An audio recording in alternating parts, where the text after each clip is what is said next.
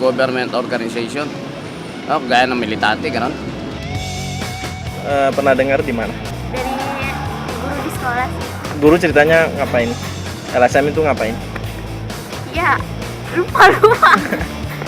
Nakakatulong sila sa mga, siguro sa mga marginalized na members of society. Sila yung protect the people and mostly mga projects in the community. I think NGOs are really important because they kind of help us see things in another perspective.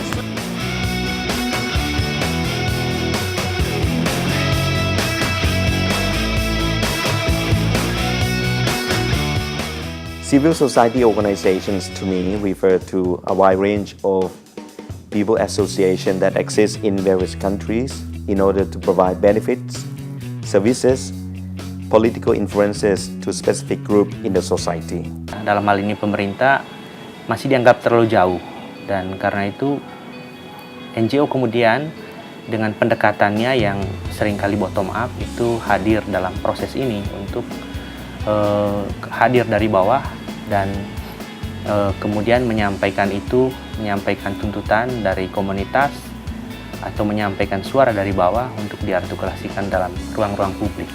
That's a second thing that CSOs can do, which is to be part of policy making and facilitating voices of the citizenry, especially the poor, to get into the corridors of power and into the documents that guide decision making. We expect the civil society organizations to be there and to partner with them in the aspect of data generation and the aspect of monitoring and evaluation, on the aspect of, as I've said, the feedback.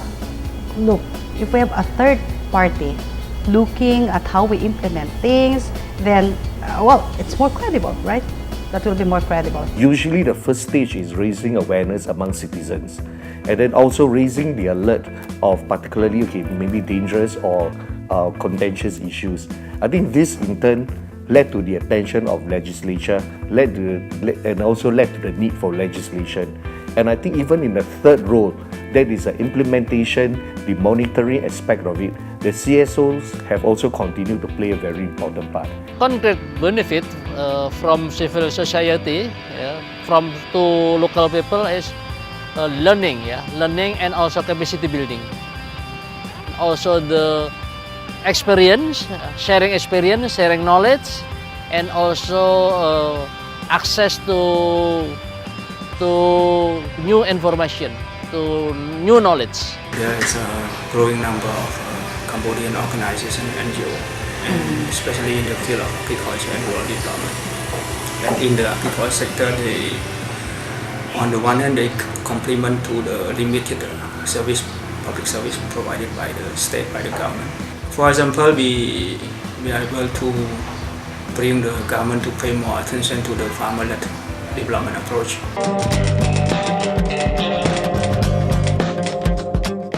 I would like to mention, recognize, acknowledge the inputs of various organizations, the civil society organization, and that's the code red. That's the code red.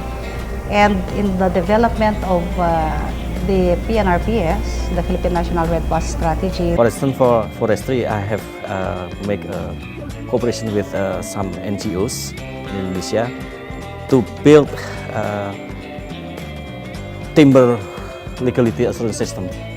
It's very long process. It's almost 4 years, but we satisfied with that because we got many ideas from them. And then, based on that, we also give the opportunity for our colleague in the CSO to monitor how the system will be applied in Indonesia. It's very beneficial for us.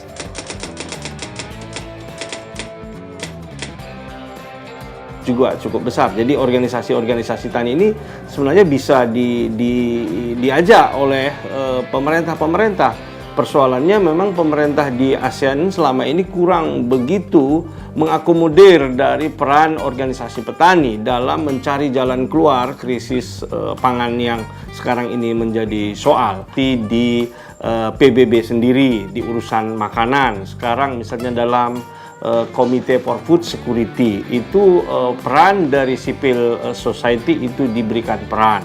I think in the private sector or business sector, the system already well set up. We have a regular and systematic dialogue between the government agency as well as the representative of the private sector or the business sector.